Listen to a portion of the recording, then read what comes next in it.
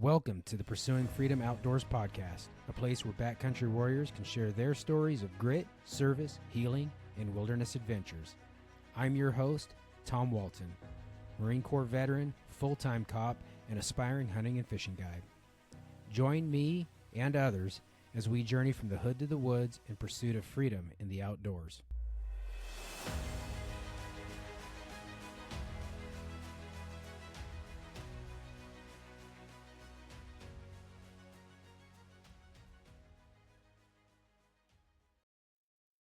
All right, everybody, welcome to the Pursuing Freedom Outdoors podcast. Today, we are marking our last episode, at least I expect it to be the last episode of our Spring Bear series that we've done. It's, I initially intended it to last for the month of February, but I think we're going to end up a week or two into March, but that's okay because that just means that all that turkey content is going to be pushing into the beginning of April, which will get you right into the opener for all of these critters. But anyways, I am excited to bring back Joe Kondelis tonight.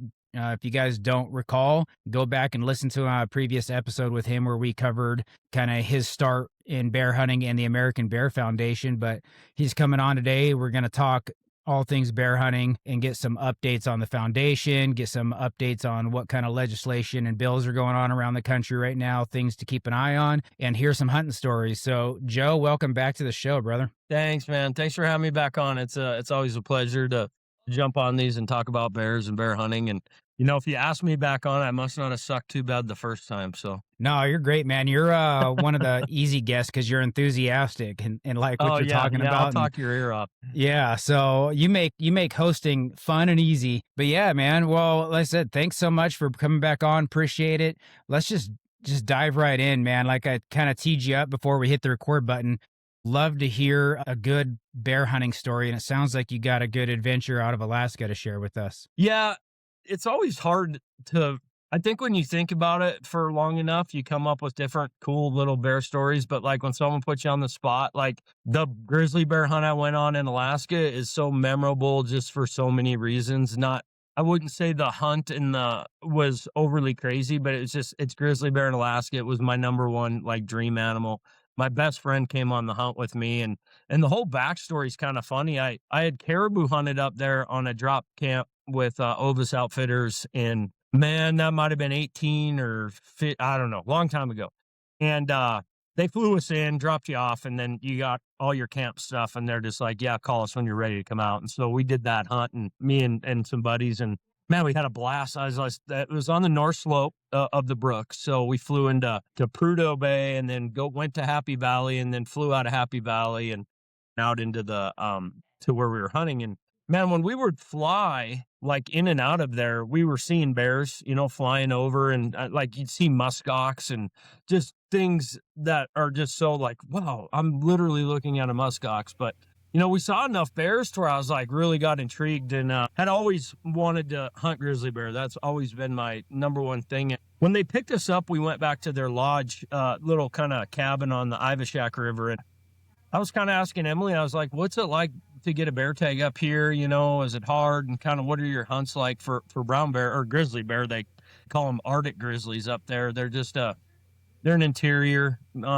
grizzly that live on the north slope of the Brooks Range where there's no trees, and very beautiful bears. They're very blonde. They get real blonde. They get mostly just eat berries and roots. It's tough living on the north slope of the Brooks Range. You're in the Arctic, above the Arctic Circle. So she was like, oh, it's a draw for non-residents, and it's been a pretty tough draw.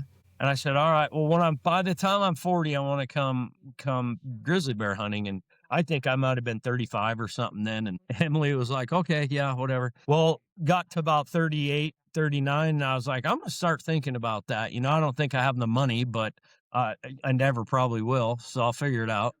I reached out to her and she's like, well, we need to start putting you in. It's probably going to take a few years to draw. Okay, that sounds good. So that first year was, that would have been 2019, I think. Yeah, I was 39. So I put in, they do all the stuff for you and kind of worked out a deal and a price and talked about the logistics of if I did draw, and I kind of didn't expect to. And draw comes out in this time of year.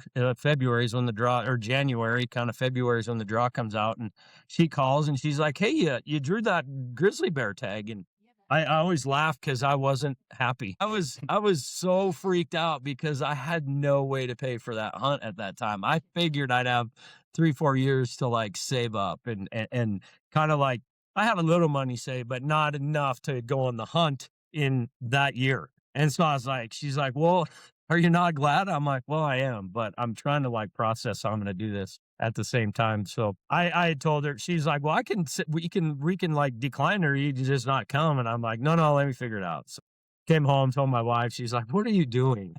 This is crazy. So I thought about it long enough and kind of was like, you know what? You only friggin' live once. I'm going to try and figure this out. So I owned my truck, I didn't have any payments or anything on it. So I strolled down to the bank and was very fiscally irresponsible and took a loan out on my truck and paid the down payment to go on my grizzly hunt. And so that's all kind of the backstory.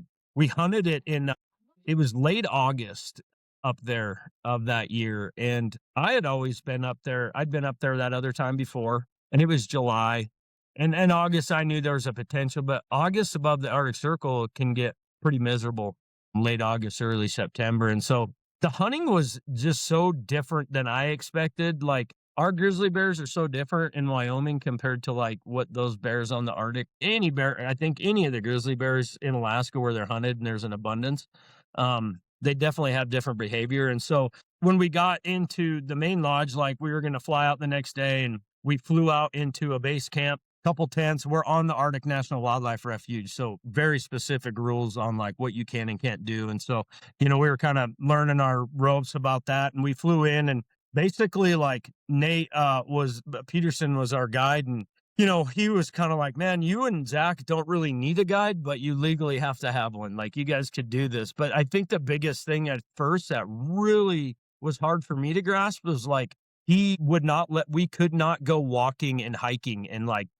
spot and stalk looking for bears. He's like, we go to that knob above camp and we sit there every day, all day until we find a bear. And then we make sure it's the one we want to go after. And then we'll go after it. He's like, cause after like one day up there of just sitting in glass and we were getting kind of antsy, I was like, man, let's just go walk back in one of these drainages, look for some sheep and maybe we'll bump a bear and whatever. He's like, oh no. He goes, if you start walking around out here, those bears, he's like, they're around out here. We just can't see them yet because it was terrible weather. And he's like, they'll pick up your scent and they'll be out of the country. I was like, really? He's like, oh yeah, you can't be spreading your scent all over. These bears won't even come around. So yeah, we had 4 horrible days of weather. Like from day 1 to like day 4 or 5 was just, we would sit and we'd go up from our camp right at light and we'd sit on this knob in a little kind of like a teepee shelter, like one of the original kind of seek outside teepees. It wasn't a seek one. And 3 of us would cram in there with the front open and we'd just glass all day long, get out.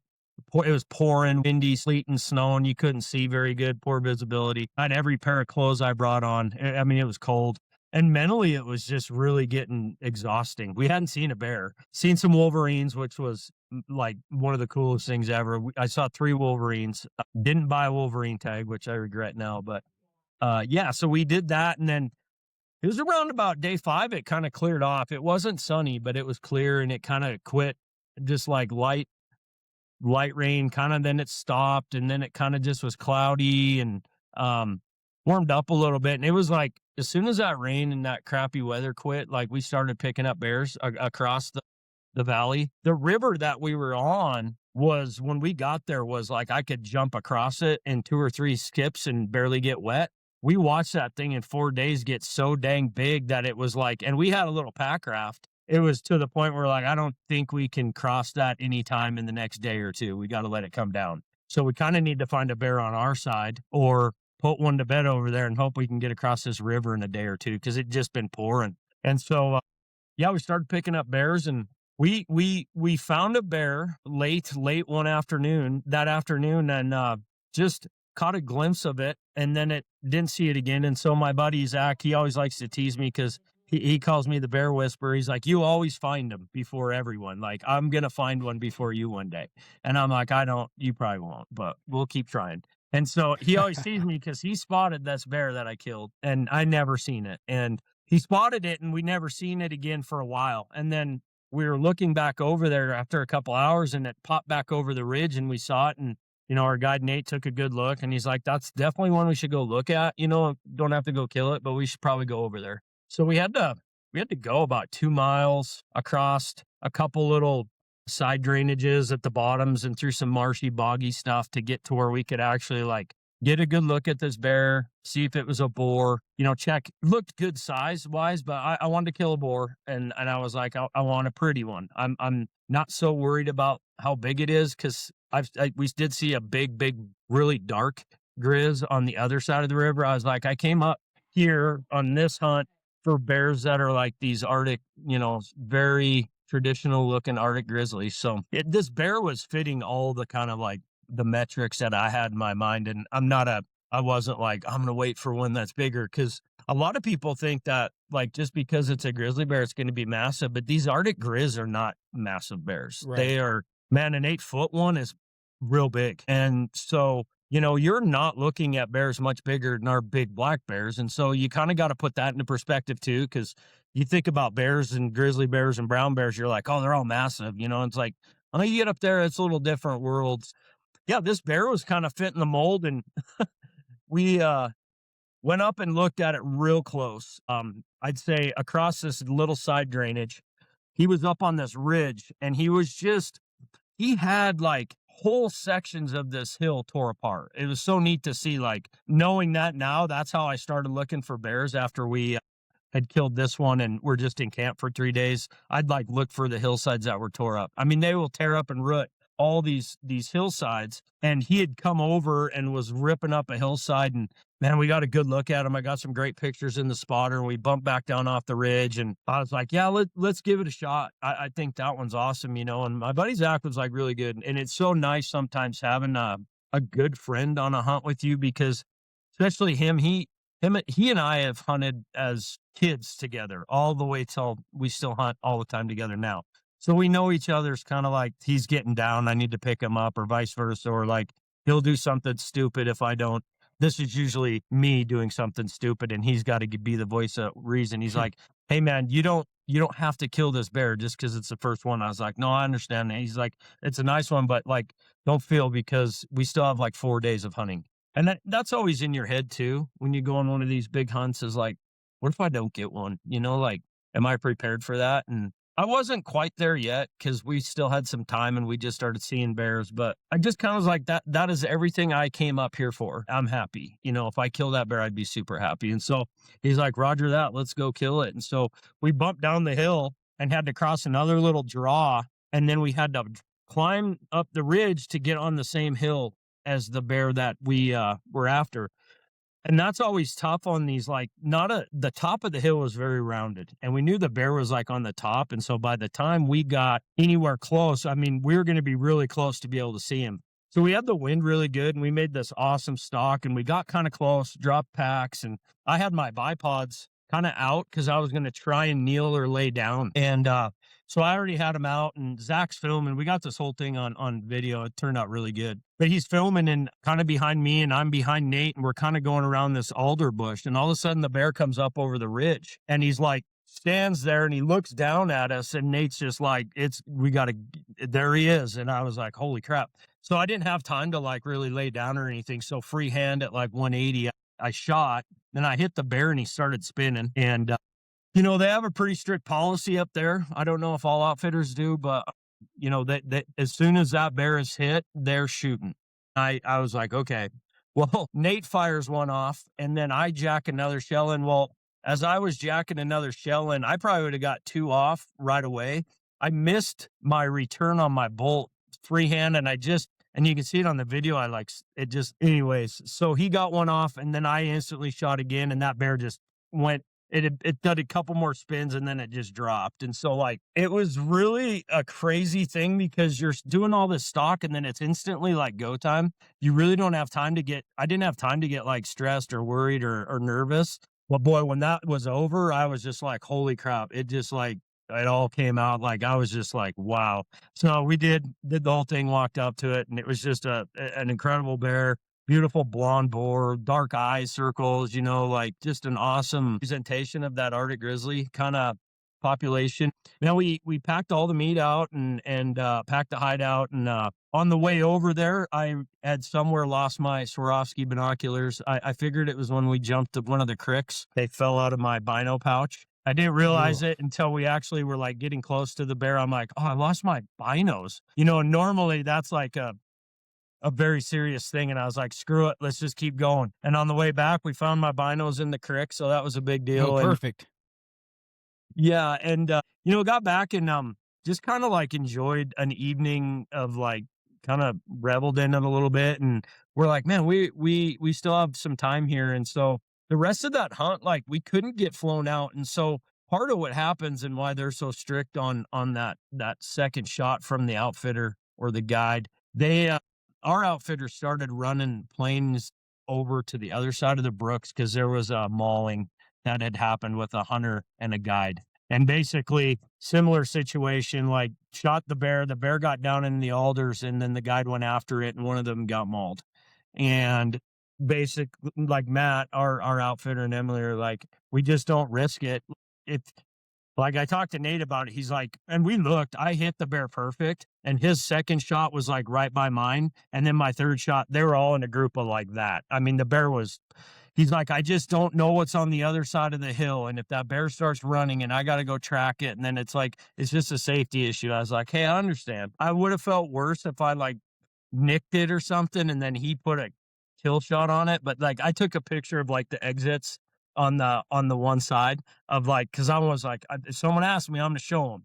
Like I have the picture of the side of the bear all skinned out with where the bullet holes were and stuff. And I was just like, I understand that was a hard thing to kind of get through at first, was someone else shooting your bear, but that's part of it. I know they do that with dangerous game in other places. So yeah, then it Yeah, and proceeded to it got you're super not nice on us, and we stayed in camp right. for 3 more days because they were flying people into that mauling. And man, we started seeing bears. Sun came out, there were bears all over the place. I was like, damn it, I wish we could keep hunting up here, but it was coming to an end, and we got picked up and out of there.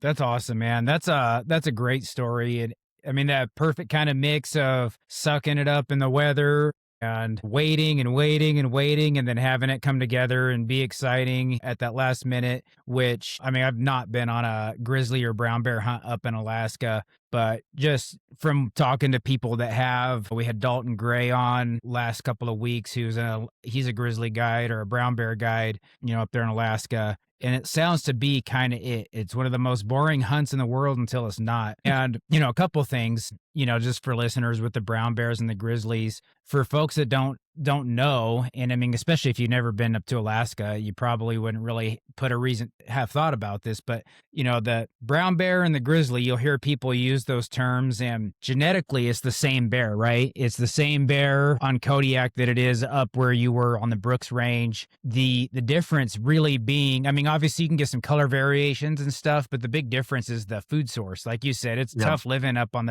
in the Brooks Range compared to those bears down in Kodiak or out of Dillingham and the southeast Alaska or southwest Alaska bears. They're eating salmon like crazy, right? So they get an opportunity to get big. The winters aren't as long, aren't as harsh. So yeah, it really does. A lot of it, from what I understand, has to do with where they live and habitat that they live in and the length of the winters and food sources. But I agree with you. Those interior grizzlies are just gorgeous. Yeah. And they're supposed to be meaner, from what I understand, probably because they're hungrier than their southern brothers. So I don't think they're as accustomed to people as some of the other ones are. You see those salmon streams, and there's bears and there's dudes, fishing on the Kenai and that other. Anyways, and the bears are in the river with them. And it's like the food abundance is so high, they're not really as aggressive, I think. I'm sure they're aggressive enough, but what I found was way different than our bears here up there was, there's definitely a fear of humans. I think they're more curious in a lot of respects because they don't see a lot of people. Like they'll smell something and be like, I don't know what that is. Like we ran into it with our caribou hunt. I mean, I saw one, I don't even know, it was a mile plus away. And my buddy was like, what is it going to happen? Like, dude, that bear's so far away, it's not going to come over here. And it started walking to us. I think it could smell something. And then it got close enough. And I was like, that bear's probably still running. Like he took off and ran once he found out it was a human. So that's a nice Boy, that's a nice change from what I'm used to, just hunting in Wyoming and Montana, with our grizzly. So it was nice. Definitely, I think mentally was the hardest hunt I've ever done. The most mentally taxing. I'm talking out, I mean, days. And these guys, a lot of people do that. We I've gotten so used to being able to, like, glass a knob, move just to get a little different vantage point, but maybe glass in the same country, spending all day doing that. Like, you park your butt and you don't move and you glass and, like, coulda went back to the tent and chilled and, like, warmed up, but I was like, "We're friggin' here, dude. We're bear hunting. Like, this is what we came for. We're getting the full adventure." What made that hunt so much more special was having Zach there because he got a share in it with me, and, like, just to have a buddy that's like, "This has been your thing forever, like, I'm not missing that." And I was just like, "Are you serious, dude?" And he's like, "Find out how much." And it was really reasonable for him to go up and be a companion with us. And man, that it would have been fun, but not near the meaning on that hunt. And, it just it talks to how important I think that is in hunting too, is sharing it with others. Like, that hunt was more special for that. And got back, I got my skull and everything. And there's a couple here that does replicas, and they'll replicate like bighorn sheep and all that stuff. So I had a replica skull done for him. And so, That's it's cool. kind of our bear. It's cool. I got to shoot it, but we got to go. So I keep telling him, "When's my turn? Like, when are you gonna tell me that you gotta get your butt in gear and we're going to Alaska? I'm waiting." And he hasn't called me for it yet. So Yeah, yeah. I mean, gosh, that's that's not an inexpensive trip, right? If you're the bear hunter, and I don't know how much you paid, but I know that I've seen bear hunts listed anywhere from 30 to 50K. Probably, I would imagine the biggest differences in pricing being trophy class as far as area, right?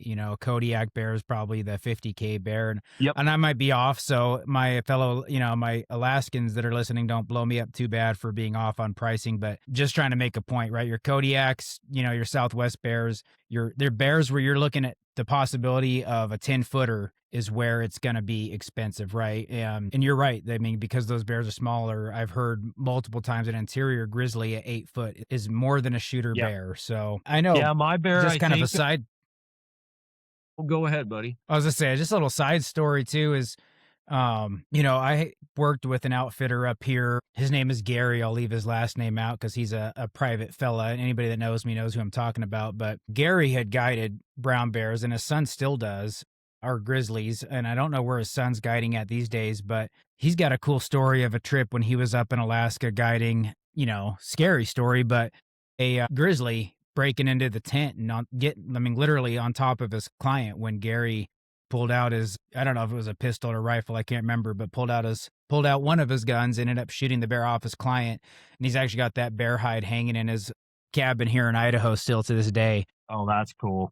But, one of the first things that struck me about that hide, because it was kind of before I understood all the differences in grizzly bear versus brown bear and stuff like that, was that it was like, it's like maybe a black bear size hide, right? It wasn't Mhm. the most monstrous bear that I would have expected from the story. So, but Yeah, beautiful, same thing, blonde Arctic bear. yeah, they don't get massive. There's caribou and muskox, and there's some moose up on the North Slope. Most of their food is going to be, they have an omnivorous diet mostly. There's some rivers, but they don't have robust returns of fish in them. There's char and stuff up there. They eat a lot of berries and roots, and, they den a long time. The winters are harsh. And so it's, like mine might be 7 foot. I never really put a tape on it. It's probably in that range. Big head, they got the big heads, but not like a 28-inch head. It's like, 23 or something. I don't even know.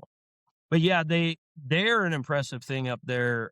There's a lot of them, and it's an issue. It's becoming an issue up there, I think, because for non-residents to get that tag, you have to draw, and then you have to buy an outfit. You got to go with an outfitter. And at the time I went, this was about, looking at it when I did it. And part of the reason I did it when I did was there was no other game in town, and it was going to not get any cheaper because you could no longer. It was before BC banned theirs, I think, but Alberta had shut Yeah. down.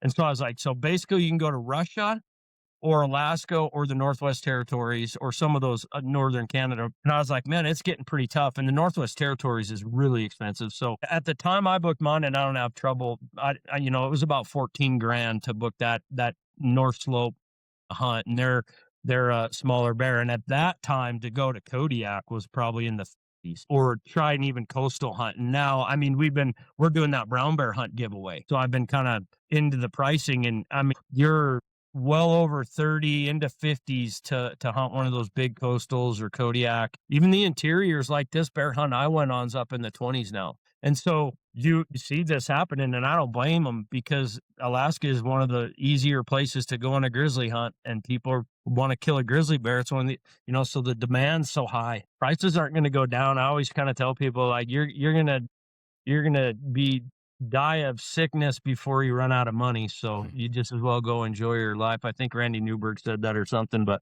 I've just always been one of those guys that's like, you live once. I'm not going to wait until I retire, because nothing's guaranteed. So I'm glad I did it. It was adventure of a lifetime. Man, that's a good story. And I love it. It's so true, is, you just can't, you're not guaranteed tomorrow. So waiting for the money or waiting for it to be the right time. And I've kind of explained that to people when I came back from my caribou hunt. And now I tell the story about, my experience on the North Slope up there. And they're like, man, that's so cool. I don't know if I could afford that. And I'm telling you, and this isn't a secret, I'm giving away any secrets and going to ruin caribou hunting in Alaska. But a DIY caribou hunt is incredibly possible. And honestly, it's probably cheaper than a DIY elk hunt in most Western states. Logistically, maybe a little bit more challenging. Once you've done it and you kind of have like the veil pulled aside, it's really not an intimidating process to go hunt caribou. And I would adventure, obviously your success rate DIY could potentially be lower on like a moose hunt, but you could go do it. It's not, and it's not going to break your bank. The most expensive parts are going to be your airfare and you're bringing your meat and trophy back. That's expensive.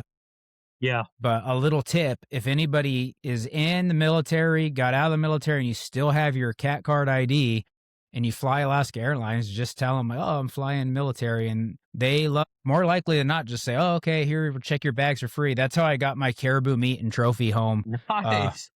For free. That's awesome. I didn't have to pay for my checked bags. So it's like, well, does it help that I'm military? She looks at my military ID and she's like, oh yeah, it saves you about $300. Dang, so that's worth it.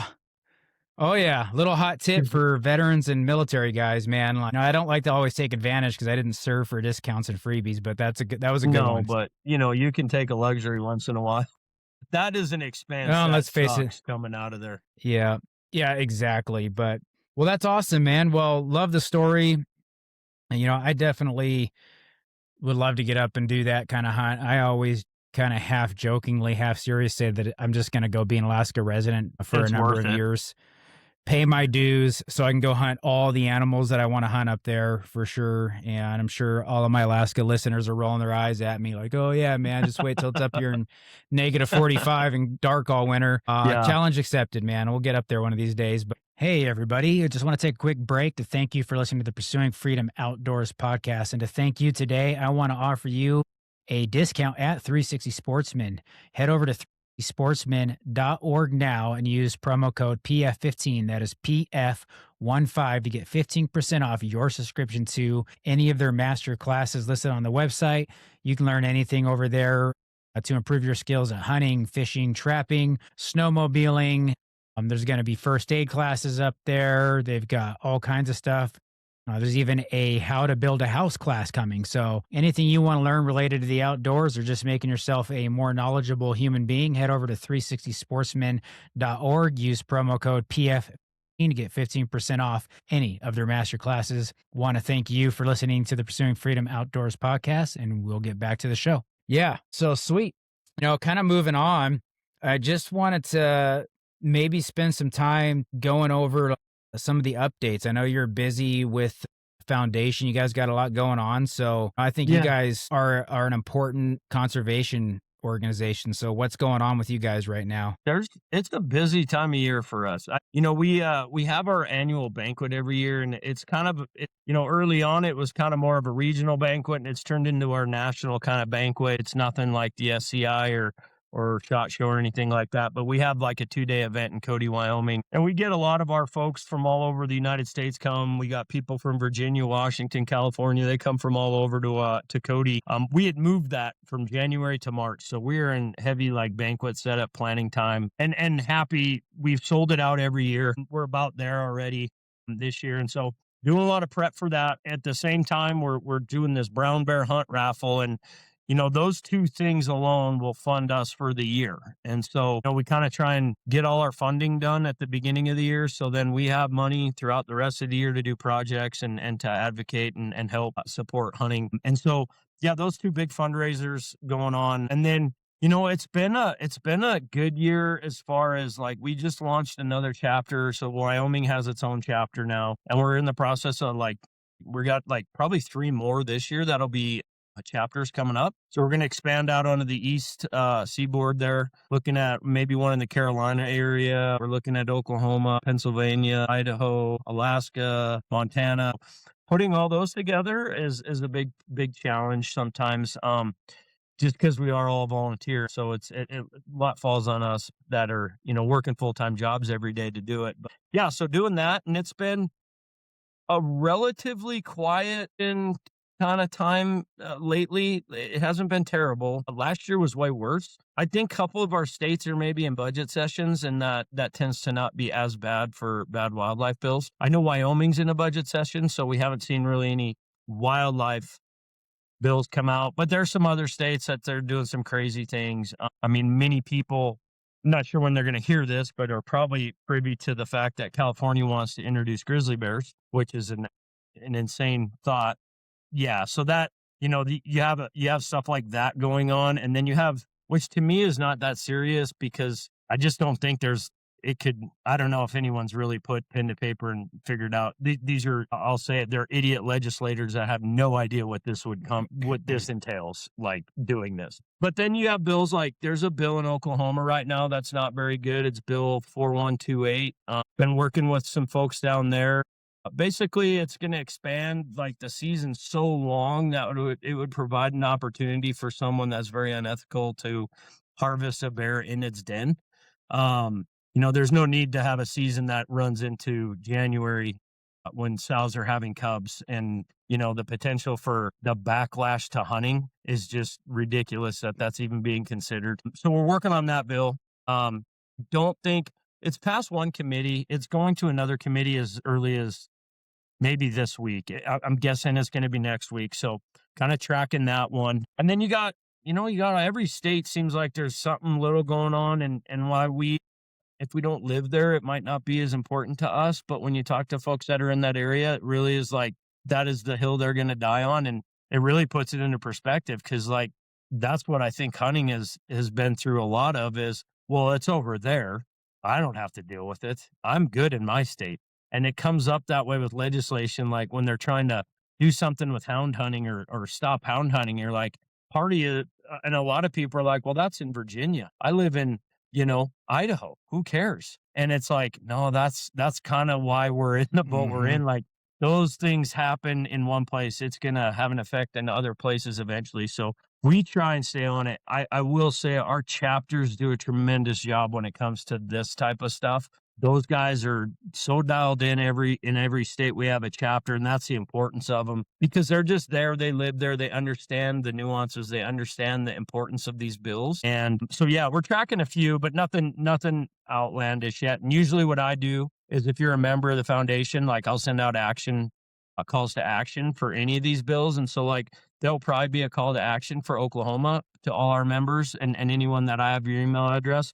And I'll line out bullet points and kind of who to contact, and try and get bear hunters across the United States involved in these issues. And that's important. And we lean on Howl a lot, Howl for Wildlife, because they have a bigger platform than us, and they're kind of built for this kind of legislative action and getting the mass word out. So we use them a lot too. But yeah, nothing real crazy as of yet, but it's still early. Yeah, it's still early. And it's things that I think are worth talking about now, right?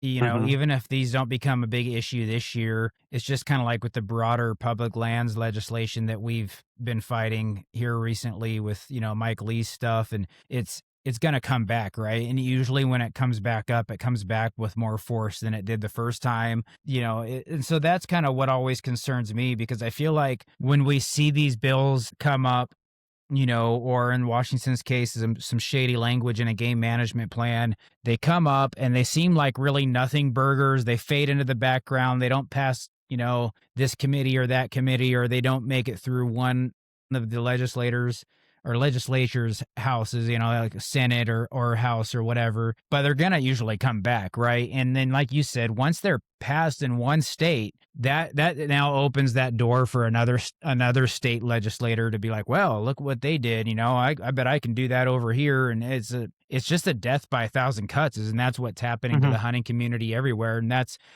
what's happened to the trapping community. I honestly wouldn't be surprised if we don't have trapping in a lot of states within the next decade or so. I mean, it's such a low hanging fruit. And even in Montana, where trapping is a true like historic pastime, it's Mhm. tradition.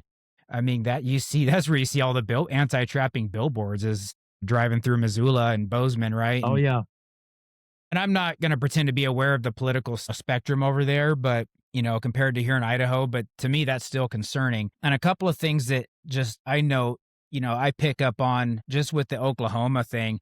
I really kind of like that you highlight that as an issue, because I think it really shows the stewardship heart of hunters, of the American Bear Foundation. This is a bill that's increasing hunter access to the resource, really, right? Which Yep. obviously at face value sounds great. You're like, oh man, extended seasons, I can bait longer and all these things. Yeah, at face value as a hunter, you're like, yes, access to the resource. That sounds great. But, smart hunters and true stewards look at this. And I like, before we started talking, some of the issues you brought up. One, and I never knew about this until you told me just now, was the mass crop issue, right? When Mhm. the acorns, or I guess I'm wearing Clay's hat, so maybe I should say acorns. But Yeah.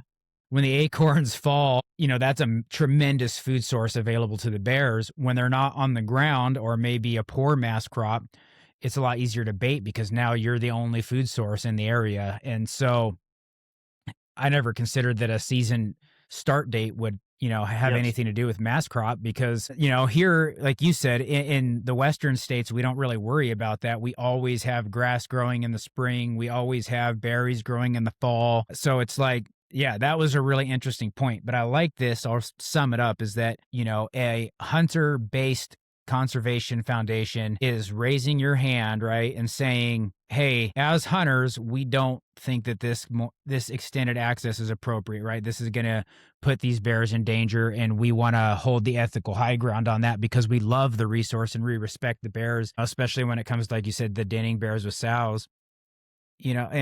And I've heard people here in Idaho in the past say, well, any dead predator is a good predator, right? Just whatever. I don't care about hunting bears for size or this and that. They just Yeah. want to kill predators and help the elk herd. And I get some of that sentiment. Obviously I do for wolves, but bears don't have cubs every year in massive litters like wolves do, right? So if we start killing sows and dens, Oh, obviously it that's a takes huge years. risk to population. It takes years to recover that. And I was talking with some folks the other day about this. Like, there's a couple things going on here, and one thing that I'll tell right now that I want people to understand about our foundation is, and our slogan is, for bears and bear hunters. Bears, we have to have bears on the landscape to be bear hunters. Like, so we have to be stewards of that resource. And I love bears. When we look at a place like Oklahoma that has basically a population of bears because they're bleeding out of Arkansas, and so that's not like what we have.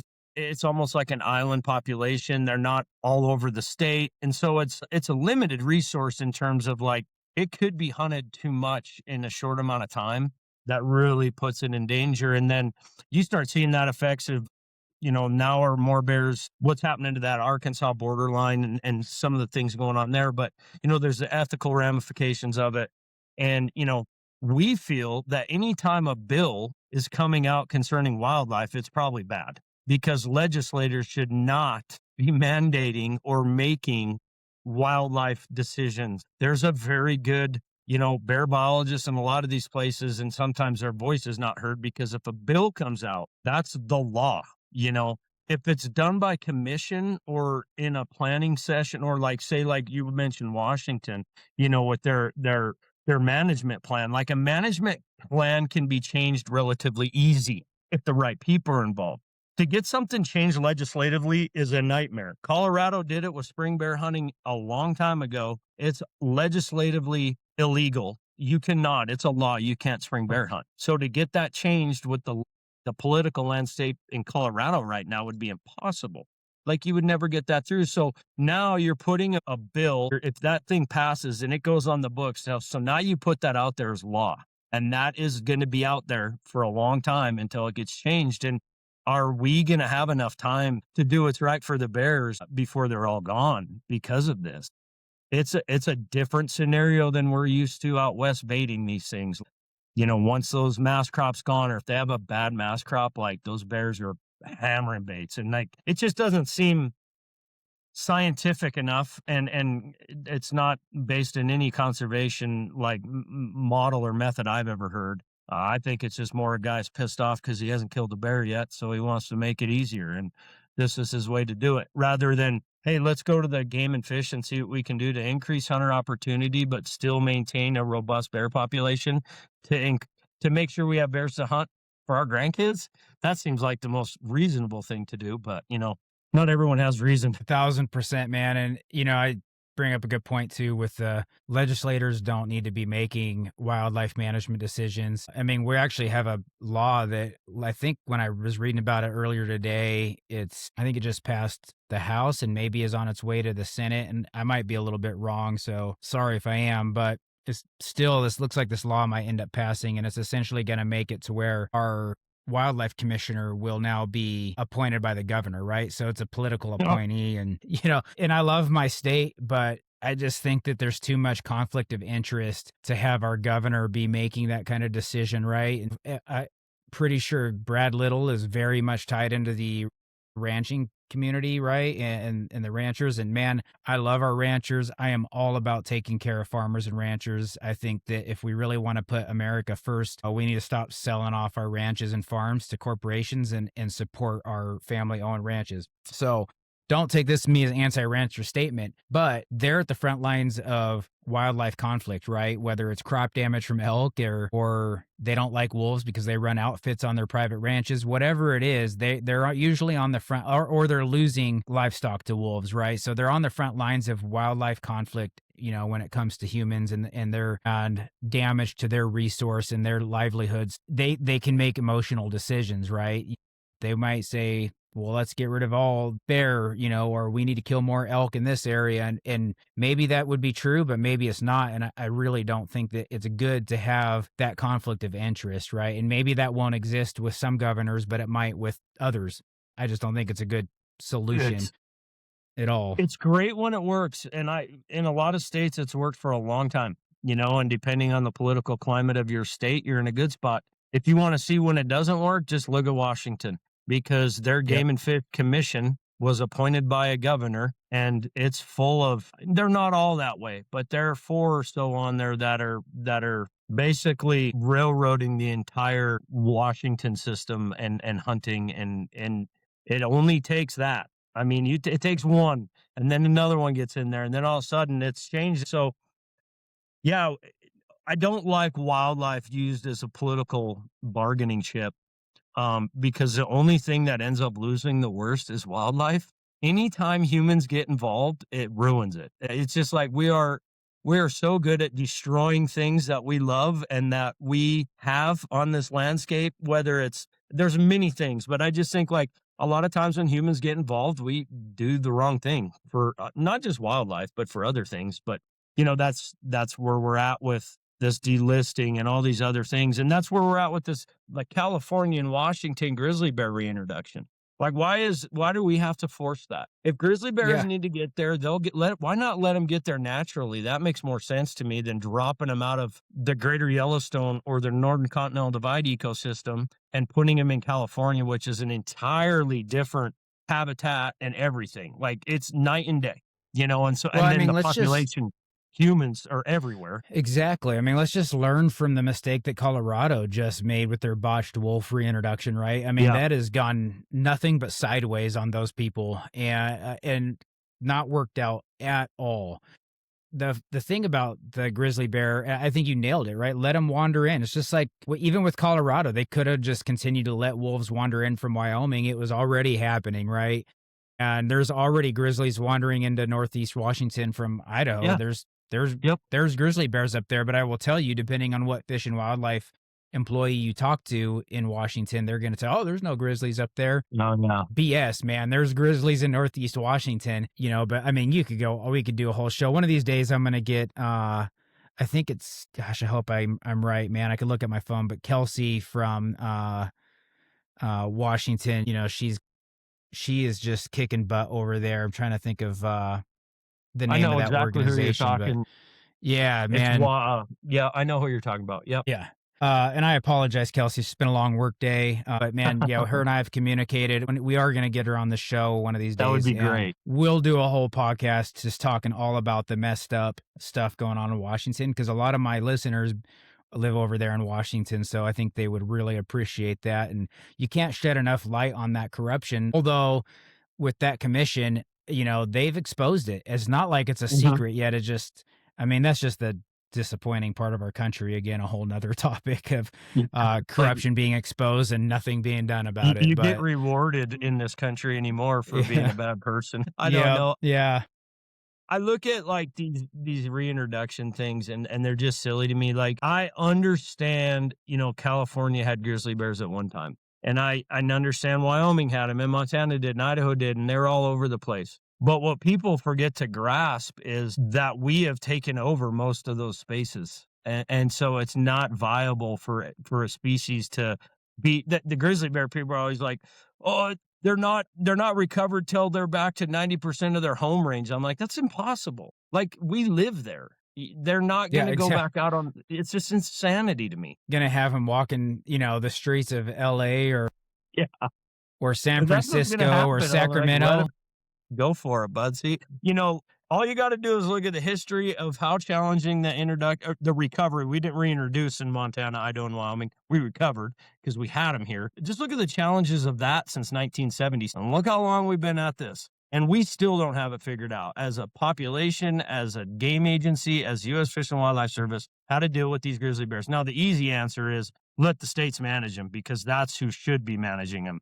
That would solve a lot of problems. But these states that are looking at doing these reintroductions, I'm like, have you not seen how much money the states of Montana, Idaho, and Wyoming have spent taxpayer dollars to recover these things? Because most of the money to recover the grizzly bear, comes from the state, not the feds. So, a few years ago, Wyoming was up to $44 million out of their pocket to recover the grizzly bear. California can't afford that. And then Washington's already got taxes so damn high. What are they going to do? They don't think things through, I don't think. Just put some grizzly bears here. It'll be great. Hey, folks, just wanted to take a quick break from the show to talk about my most recent partnership with a good friend of mine, Jake Collier, and his company, One Outdoors. One Outdoors provides a trusted place to purchase outdoor experiences, gear, and services. They aim to positively impact people and the environment by donating 10% of all of their net profits to Restoration Outdoors, a nonprofit, which in turn invest in mental health and conservation. One Outdoors offers trips around the globe, whether you're interested in hunting in Africa or fishing in Alaska,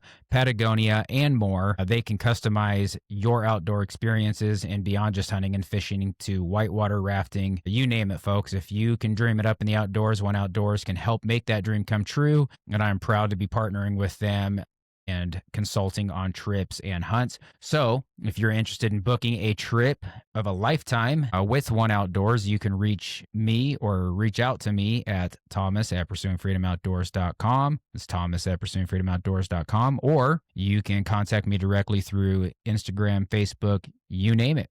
But One Outdoors, folks, really excited to be working with these guys. So thank you very much for listening to the Pursuing Freedom Outdoors podcast, and we'll get back to the show. Yeah, I mean, I get the romantic idea of it. I actually talked to Tom Snyder about this kind of thing with wolves. Having not been here, like I told him, having not been here before wolves were back on the landscape, I don't know how good the elk hunting was. I can imagine it was phenomenal based on what everyone's told me.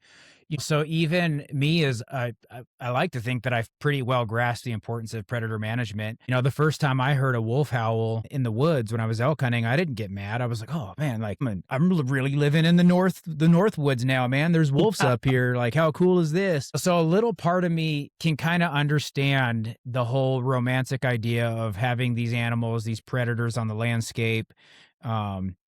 Part of me does like that I have wolves on the landscape. Is just, I don't know, it's a dumb thing to be able to say like, yeah, we got wolves here. But that's still like, even though I think there's a little bit of a cool romantic idea behind it, I still don't think that it's been done well. I don't, I tentatively would say I still like having wolves on the landscape, but I want them to be managed better and more. I want more of them killed, so that we can recover our elk herds in these damaged areas.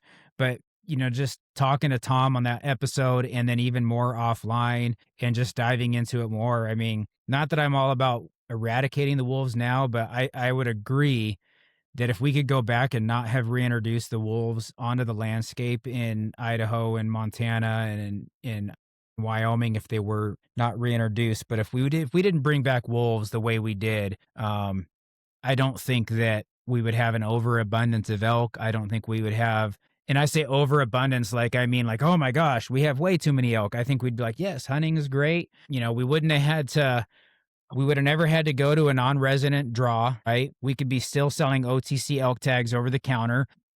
Why am I for that? Because, man, that's where the money comes from for state game agencies, Yeah. right? I Yep. mean, really, all you did was hurt wildlife, like you said, right? It hurt wildlife because we got involved, and it's affecting our hunting tourism. I mean, we don't have Mhm. the tag availability to our non-residents anymore, and I mean, I'm sure there's more than just wolves to blame for that, but I think wolves are a huge factor in that. If you ask anybody up here where I hunt, Tom Schneider, outfitters, guys that have been around and grew up here, they'll all tell you the same thing. Wolves have ruined it.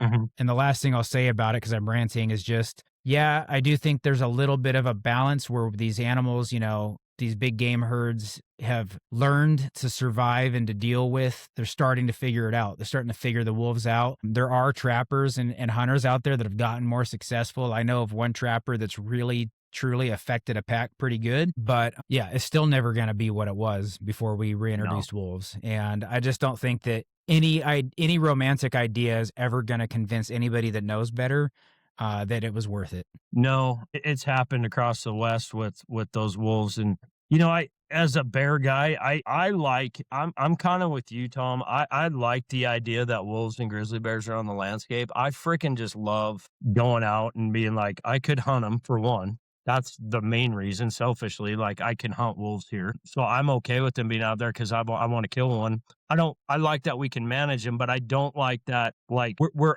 it seems the state's hands are tied pretty tight when it comes to managing because they're afraid they're going to get sued and there's going to be they're trying to manage it so finely because if they go too far one way, it's going to just elicit a ton of backlash and lawsuits. And so it's like they're just trying to get through each year, like, okay, we can incrementally add, or maybe we can't. And what you're seeing is they're breeding out past what we're killing.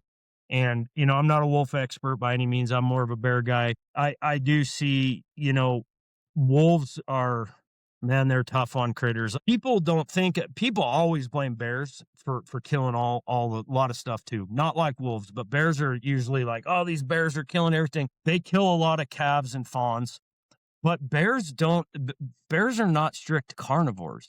Bears can survive without eating meat. Wolves cannot. Mountain lions cannot. There's certain animals out there that's what they eat only.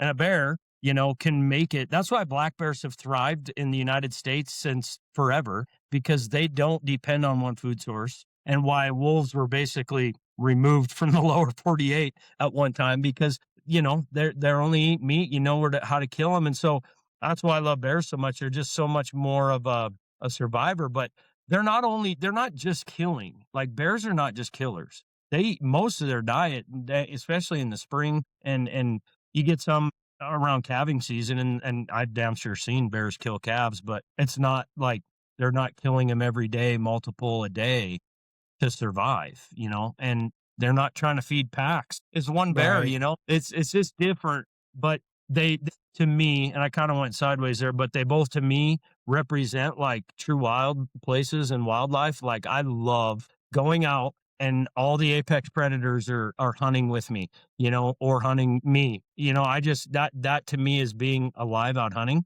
But dang, we need to manage them at the state level and do a it's not the state's fault, and I will say this for a lot of places, now not every state, but a lot of the state agencies are on the side of the hunter and they get it. But your local game warden or your local biologist doesn't have enough sway to get a lot of that stuff changed. It's just the fact of the matter is it's Right. turning political for all of it. Yeah, I mean, and I know if the state of Idaho, and I'm sure it's the same in Wyoming, and I would guess the same in Montana, that if they had their way, I mean, wolves Oh would yeah, be managed way more strict than they are. absolutely. Idaho does a pretty good job, and we have a very liberal wolf hunting season. There's no bag limit, just as many tags as you want to buy and fill. Obviously, wolves are difficult to hunt, so there's not a high number of hunters pursuing wolves, but you can absolutely pursue them. And they've taken some of the gloves off, even with method of take and technology that you can use for wolves. We can trap wolves. But where we kind of get screwed over is these lawsuits that you were talking Hmm. about, right? Idaho getting sued. And it's the same thing with bear hunting, right? We got Yep. sued to end wolf trapping, or we can't trap wolves during a certain time because the activists don't want us to accidentally trap grizzlies, which has absolutely never happened. There is not one documented case Well, of a grizzly bear that I they know of use the being trapped grizzly in as a a crutch and everything because they yeah, know if they because it's say grizzly bear, it's gonna just yep, elicit a whole bunch of hate. You're being sued now in Idaho on the same for black bear baiting, and they're yep, using the grizzly bear. They're saying, "Well, we don't yep, want grizzly bears to get killed on," and this suit was already tried by the state of Wyoming and Idaho. Fought it together, won, and then a guy kills a grizzly bear on accident in the Panhandle there last year, yep, and that suit come right back, but it's only in Idaho right now. And so it's yeah. all based on, but I've talked to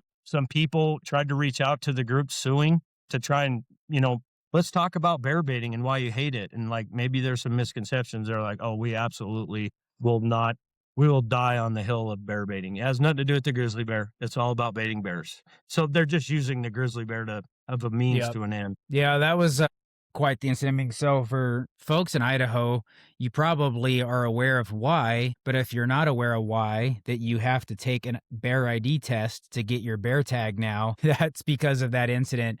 And it was cool. I won't divulge his name, but I know the warden. I know the wardens in the area, and not super well. I'm not claiming to be their friends, but I got to hear a little bit of the backstory. But the bummer of that story was kind of for the hunter, right? I feel bad for him. If you're not aware, that hunter had gotten pictures of this bear on camera, and it was a small, uh, somewhat chocolate colored grizzly bear. Right? And so we have plenty of color phase bears in Idaho, or black bears, right? We have tons. My first black bear, you look, if you didn't know what you were looking at, you might be like, oh, that could be a grizzly, right? She got blonde shoulders, cinnamon, cinnamon going to dark brown, and she's beautiful, big 18-year-old sow. It was, she's a beautiful bear. But my point being is that he ended up sending those pictures to the warden out there. He asked him like, hey, I think this might be a grizzly bear, but this isn't normally grizzly area, right? This was pretty far south of where grizzlies were known to be ranging. And that warden, they published the poor dude's text string. It's like, oh no, you got yourself a chocolate or cinnamon brown bear or black bear, whatever, you're good to go.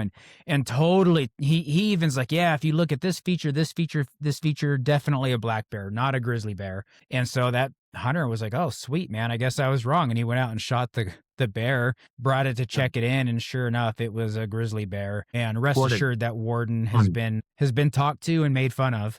oh, I'm sure he But has. yeah, because that was a bummer, and that's what resulted in that lawsuit. And yeah, they want to ban bear baiting. And the other dumb thing is Idaho's not naive to bear baiting grizzly conflicts, Oh being yeah. a potential thing, right? We already can't bait in some units that have grizzly bears because of Yeah, any of that thing. GYE stuff Yep. you guys can't bait. Yep, we can't bait in Unit 1, which is the Northern Panhandle. We can't bait or run hounds because of the grizzly bear. So, Yep. um, which is a spot spot and stalk hunter, it's kind of nice to have places where you can go and get away from the hounds. But I do like to hunt over bait too. But it's Oh yeah. to me, it's not a matter of right or wrong. It's BS that we're getting sued over it. I think bear baiting should be legal everywhere you can hunt bears as long as it makes, Well, just you know, because someone doesn't like it, it shouldn't be. Like it's a pastime and it's a way of taking bears that's been happening on the landscape for a long time. We've lost it in a lot of places, but it's a damn sure it's a good tool for the management teams to use to manage bear populations. That's how they happen. yep, Some places where you guys are at in Idaho, you ain't spot and stalk in anything. It's so nope, damn yeah. thick. You I need mean, bait to kill bears or hounds. that's kind of the thing, like around my immediate area where I live, that's what most guys do, right? And that's how I got my break into bear hunting was over bait. My first two bears were baited bears. And I can tell you too, it is not easy to hunt or bait bears. I mean, it's a lot of work physically to, lug a barrel out into the woods and lug the bait out there and check on it regularly. You're checking your pictures, and then you're going to have to put your time in the stand. And there's a lot of thought and just trying to pick a good spot where you're going to get a number of bears coming through. It's not easy. There's a lot of effort that goes into bear baiting. I actually started doing more spot and stalk out of laziness because I just dude, I don't really feel like setting up a bait this year. It's so true. I always Yep. laugh because we all call it bear baiting, and that is exactly what it is. They don't call it bear hunting over bait. Because when you're a bear bait guy, and I've spent a lot of time doing it, a lot of years, and I have kind of gone to the same route where I grew up spot and stalk, moved to a state where I could bait, did that for a number of years, and kind of got to be like, I still run baits, but man, the amount of time and effort and money that it takes, because the amount of times you get to hunt your bait versus the amount of times you're in there maintaining it, it's unreal. Like you're hunting it not very often, but you're up there managing these damn baits nonstop. And that's why it's called bear baiting. Because if you want to go bear bait and hunt bears over bait, you're going to be baiting. It is a lot of damn work. Yeah, absolutely. One thing I kind of wanted to touch on is to change gears a little bit before we wrap it up. I had been kind of using the tagline on a lot of the posts for this bear hunting month as it's coming to an end here. And that's been some sort of either make bear hunting great or make bear hunting great again. And I say great again because, most bear hunting historians would know that bear hunting was extremely, I don't want to say popular, doesn't sound like the right word, but it was the thing to do, in the early expansion into the American West. Bear meat was more desired than white-tailed deer meat, mule deer meat, right? The grease was utilized. And so bear hunting was a big deal because it was a really important resource. And so that's where I get the bear hunting great again. But my question for you is, I had a little bit of a conversation with a fella who was real polite, and this was not an argument, but he did bring up something that I've thought about this too and heard other people talk about it, is how much attention do you really want to go to making bear hunting great again if we make it a crowded hunt like elk hunting, right? My initial thoughts are my little show here that we're listening to right now is not going to make that big of a difference. And then the other counter argument, and I think we discussed this last time you were on, is that in order for a species to really receive attention and funds and conservation effort, it kind of has to be valuable. And I know it might sound to some off-putting to say it has to be valuable, but that just is what it is, right? One of the reasons why we've put so much effort into bringing back elk through the Rocky Mountain Elk Foundation, or white-tailed deer have become so recovered, is because hunters value that animal. And it's the same thing with mule deer. Unfortunately, we're just not seeing the success story with mule deer right now, but a ton of money and effort's getting poured into mule deer because hunters value mule deer. And so I would say, while we're not in a bear population crisis as far as black bears are concerned, I just don't want to get there. So in my mind, let's just get ahead of it now, make bear hunting great so hunters value bears. Kind of was wondering what your take on this is. Yeah, I get it a lot because of what we do with the foundation, and because I'm a bear hunter, that's my number one thing. I would rather bear hunt than do anything. People always ask me, like, dude, you do so much work to like get more people bear hunting and get more people into the sport. Like, and I had one buddy, because we hunt the same. I hunt these same areas in Wyoming, and there's been a lot of years where, I mean, I spent some good time in 4 or 5 years in some of these areas and wouldn't see a soul. And it came up 2 years ago. There was someone kind of bombing around, and I was up glass, and I'm like, that truck I've never seen in here. I'm way off the road on a glassing knob that I use, and can kind of see the road. And he was just like, someone's using your new bear hunter probably. And I was like, yeah, it's tough for me in respects of like, as a bear hunter that loves to, where I grew up, bear hunting was very crowded. Lots of people love bear hunting. In Southwest Montana, it's very popular. So it was more, it's not like an elk opener, but there, you were going to bump into guys. People were out in the spring bear hunting.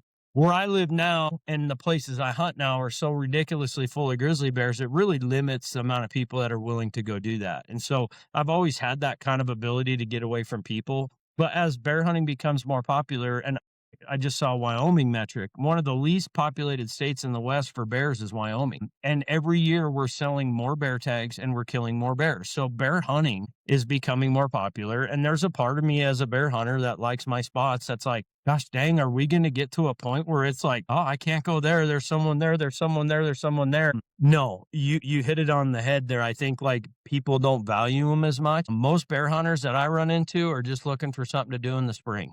That the amount of people that are like me or any of those guys that are like, listen, I'm a bear hunter, that they're few and far between. And, you kind of learn where and who and how they're doing things. And you just kind of, everyone stays in their own lane. But it's a double-edged sword, right? Like we're advocating for more bear hunters and we're trying to, increase the amount of people in the United States that appreciate black bears and that want to go bear hunting. And at the same time, we're really watching what it's doing to our resource. And are we ruining hunting opportunity by being bear hunting advocates? Like, I don't think we are yet. And I don't think we ever will be. There's the whole Matt Ranella thing going on, and that kind of is it's the same conversation, right? Like these people are, if you're an influencer or whatever, I don't know what that is, but, like they're promoting hunting maybe to a point that like it makes other people think like, well, there's too many hunters out there now because all these influencers and it's social media and all this and that. You could talk about the same thing in any sport, really, or for any species. I think bear hunters, in by and large, are a small number. I can't envision us getting to a level of where it's a problem, because why wouldn't we be there already? We've been able to bear hunt for so long. And it's just never, and I think there's ebbs and flows in it. I think there's times when people really get into it. And then there's years where it's like, so I don't know. It's hard. I deal with it all the time. I'm always thinking about it. Like, man, I like to not have to worry about someone in my spot. And here I am going on a podcast, promoting bear hunting. But at the end of the day, for me, I love bears more than anything. So if we can put more people out there that appreciate bears, like that's what I care about. Not as much as my hunting spot, but people that care about bears enough to where we're going to have robust black bear populations. People respect black bears and they look at them like I do. Like that's a win for me. Yeah, I don't think we're going to explode bear hunting. Will it get more popular? Yeah, I think it will continue to get more popular, but I think you nailed it, man. I don't think it's ever going to explode like elk or mule deer out west, and there's a lot of reasons for that, but I think you could key in on two big ones. They don't have antlers, and they're still just not seen as a food item. And I think those two reasons right there is what keeps bear hunters at a more of a minimum. When I talk to hunters that don't live in like, your normal bear hunting states, and I tell them that I eat bear, even from hunters, I get a sideways look. Oh, really? Aren't they just greasy and full of worms? And even seasoned, I think we talked about this last time too on the show, is even seasoned bear hunters or hunters up here have that stigma about bear meat. So I don't think I have to really do a whole lot and worry about it, because I think that the stigma behind worm-filled greasy bear meat is going to probably keep some of the hunters away, because, obviously some guys are going to come out and they want their bear hide. Most of the clients that we had come out when I was working for the outfitter up here, they just wanted the hide. They weren't really super interested in the meat, and that's what most people do when they go up and shoot grizzly and brown bears up in Alaska, is they're just bringing home the hide. They're not super concerned about the meat. And already talked about, both of us agree bear meat is phenomenal food. I had, Charles Whitwam on from Howell, and we talked about how much he loves bear meat. So it's Yeah. good food, but I think those are the big reasons, man. People don't think of them as edible and they don't have antlers. So I don't think we're going to see a huge influx of bear hunters. And then two, them boys down east, man, like they like to hunt turkeys in the spring. And I don't think a lot of those fellas are going to give up their turkey season because it's like a religion down, in the southeastern Yeah. US, man, when it comes to turkey hunting. I don't think they're going to be super willing to give up their turkey seasons to go bear hunting. I even have a fella, like I told you before the show, he's coming from South Carolina all the way to Idaho and Washington, and it ain't to hunt bears this spring. He's coming to hunt turkeys. I cannot grasp that. That is a foreign concept to me, but it's the same way I feel about bears. I think what's happens with bear hunters, there's bear hunters and then there's people that want to hunt bears for like to get one hide or one mount. And then they're Right. pretty much out of the equation. I see it a lot. I just want to get one, I'd really like to have a bear. Okay, cool. And it's not their thing. It's not their passion. So I think that people that are super passionate and they're bear hunting every year, regardless of how many bears they've killed, like those of us, we're pretty few and far between. Like I will sacrifice my days off and everything in bear season. I don't care if I have a day off for deer and elk, or I'll put all my chips into that. That's what I like to do. That's my thing. And I think that number is small in the bear hunting community. Yeah. Yeah, I agree. Yeah, I think those are pretty valid points, and I do think that our bear hunting is safe. But and I've tried. I never became an avid listener. I did try to listen to Matt Rinella's podcast, but he had what's land Tawny? whatever that on and that was an interesting episode because that was right after his not so graceful exit from BHA. But yeah, I couldn't quite become a Matt Rinella fan, and that's not a knock on the dude, but I just think that it's an extreme view. I think that there's still value in increasing awareness and passion for these critters, like you were talking about. So I guess that's where I'd leave it. I think it's important. I think we need to make bears valuable and keep them that way. That way we have them here for future generations. No, 100% agree. And I think we're in a good spot with bear hunting right now. I'm seeing more bear hunting opportunities open up. I think Mississippi's looking at opening up bear hunting. Like Louisiana, Florida now. We've got bears, and I say this all the time. We got bears in almost every state in the United States. Like we probably have more bears on the landscape than we might have in a long time, I would say. And more people that are like us that really care about bears and bear hunting that are kind of beating the drum for them. So I would say we're in a good spot, but we're never in a spot where I want to get complacent with it. Like a bill or a crappy commission rule could happen tomorrow and could just pull the rug right out from under you. So we always have to stay vigilant and be watching it out. And that's the only thing that frustrates me at times with like the hunting community is like there's so many people that just wait for others to do for them. Like I don't got to worry about bear hunting because the American Bear Foundation is there. They'll fight for it. Crap, we're all volunteers. Like we need help. And it's like, oh, I don't got to worry about this because there's a guy in my town that's always at the commission meetings. Like that is not sustainable. And that's where we're going to get in trouble. So I just always tell people, stay active, engaged. Like don't be clueless on any of this stuff. If you're a hunter, like, man, you should be dialed into all these things. Like no matter where you're at, what's going on, like if they want to ban the use of dogs in New Hampshire, that should be important to you. It really should. I mean, we don't live in the 1800s where like it would take 2 years for that information to get to you. You have it in your hand on your phone at any time you want. You can Google these things. You can look these things up. You can follow bills. You can watch a damn commission meeting on your phone while you're working. I'm often listening to commission meetings in my earbuds while I'm working. Like you have access to all this stuff now. So there's really no excuse to be in the dark on a lot of these wildlife issues and hunting issues. Yeah, agreed, man. And I think bears are in a really awesome situation because of the fact that they're currently abundant. Like what a great opportunity to start the foundation and keep them abundant and keep our hunting opportunities abundant, right?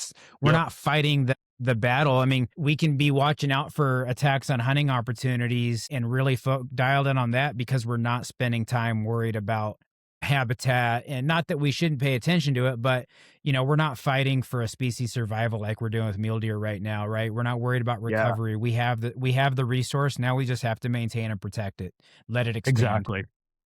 Yep, 100%. Well, good deal, man. Um, on closing notes, I know we got the Spring Bear Bash coming up here in Yeah, Idaho, and gosh, I got that in my phone. I'll look it up. I'll give a shout March. out for that. March 28th, and that's a Idaho Wildlife Foundation event. Idaho Wildlife Federation is putting that on, The and they Federation. just asked us to have a kind of a presence there. I believe you're going, and a couple other members from Idaho are headed out that way to kind of just represent the foundation and talk to people about bear hunting. So that's going to be a cool thing if you're in that Coeur d'Alene area to check it out. Yep. Yeah, that's really cool. Yeah, come by. It's going to be at the Vantage Point Brewing here in town. Really looking forward to getting to meet some folks in person too. That's going to be good. So we'll be there. Look forward to that. And yeah, look forward to maybe some adventures in the mountains here in Idaho. Get you over here, and it'll be Yeah, good got times. it. I got to make it happen. I Yeah. am going Alrighty. to Alaska in June, or I'll be there in May, early May. I'm super excited about that. And then I'm potentially going to go down and knock another bucket list item off. And that's to hunt the cactus country of I think it's Arizona, New Mexico, somewhere down there for bears, potentially this fall. So like the world of bear hunting is so big now, like there's so many opportunities. So looking to try and do some of those, but yeah, it's going to be a good year, and I got to get to Idaho. I'm there all the time, and I've never bear hunted, and that's got to change. I got to get there in the fall. Yeah, that would be a blast, man. I never thought about like a desert bear. That'd be pretty cool. I'd also be pretty Got it. interested in going down to California to do a bear hunt, just because Oh, they're yeah, they're that's freaking really high on my list. they're abundant, and there ain't a lot of people hunting bears, and They're I think you could monsters have. down in that country too, man. They grow them big.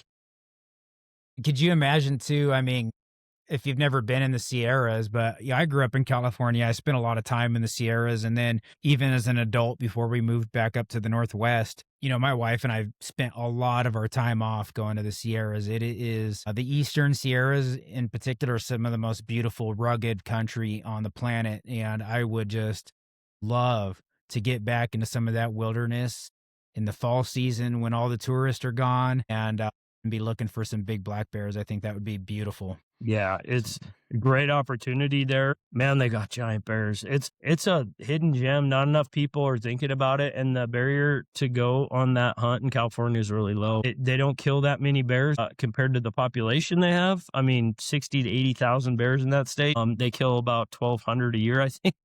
It's just, so if that tells you anything, there's a great opportunity down there, and I will be hunting California at some point in time before I hang up my bear hunting hat.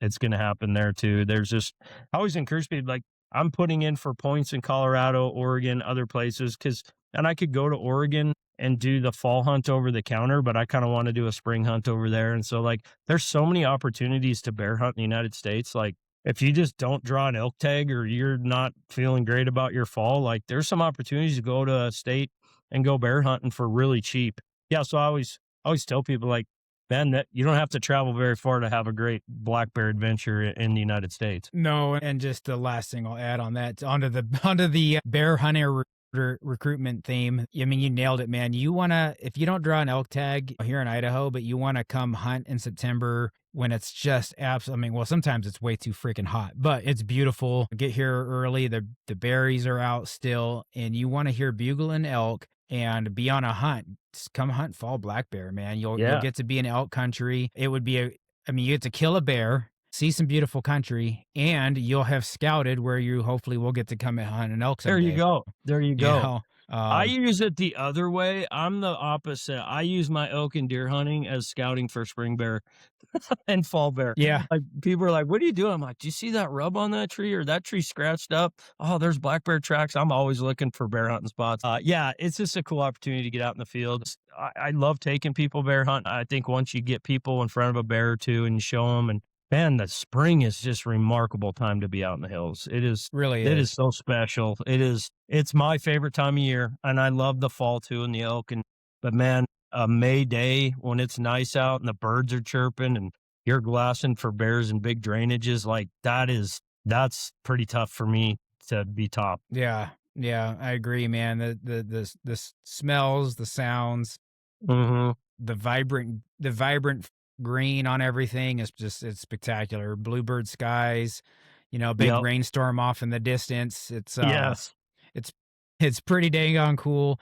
Um, obviously that's one of the reasons why we get out and hunt bears in the spring around here, and one of the reasons why I continue to pursue turkeys, which most people gawk at around here. They don't understand the fun of it, but yeah, maybe we'll do that. Get you out here one of these days and spend a few days trying to change your mind on turkeys too, convince you. But it's a ripping good time, man. Well, sweet. Any closing thoughts or anything before we get out of here for the night?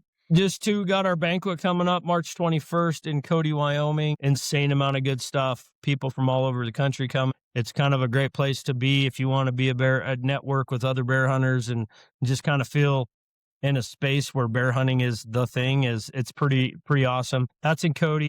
You can reach out to me or check us out on all our socials on how to get tickets to that if you want. And then biggest one for us, we're giving away a brown bear hunt.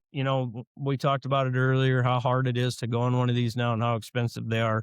We have about a $45,000 package that we're giving away. We have raffle tickets for sale on our website. That's for big coastal brown bears in Alaska in 2027, all included, the hunt. We're giving away a pack, some taxidermy credit, and $5,000 in cash to help offset any travel expenses you have. So for $100, you could maybe win that once in a lifetime brown bear hunt. And so that's on our website. So those are our two big things.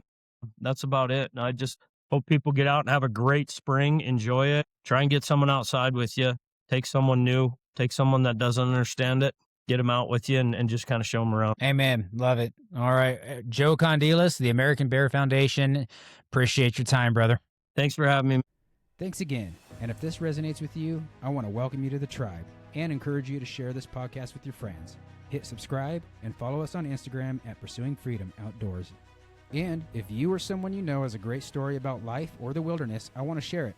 You can shoot me a message on Instagram or email me with all inquiries and questions at thomas@pursuingfreedomoutdoors.com. That's Thomas, THOMAS, at pursuingfreedomoutdoors.com.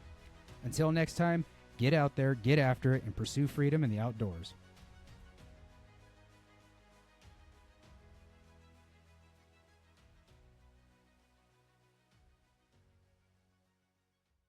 Before we get started, I want to thank our first partner, Response Ready Medical. Response Ready Medical, bringing our customers the best quality training and equipment for the worst case scenario. Response Ready Medical's vision is to be the leading provider of emergency preparedness solutions across the United States, empowering communities, organizations, and individuals to respond confidently and preserve life during critical moments. Offering same-day certification, all Response Ready Medical classes are instructed by nationally registered and state-licensed firefighter, paramedics, law enforcement officers, and hospital staff. Classes currently being offered by Response Ready Medical include CPR and AED, CPR, AED, and first aid, emergency trauma care, child and babysitting safety, CABS, backcountry medicine, and wilderness first aid. Your premium partner in emergency preparedness, Response Ready Medical.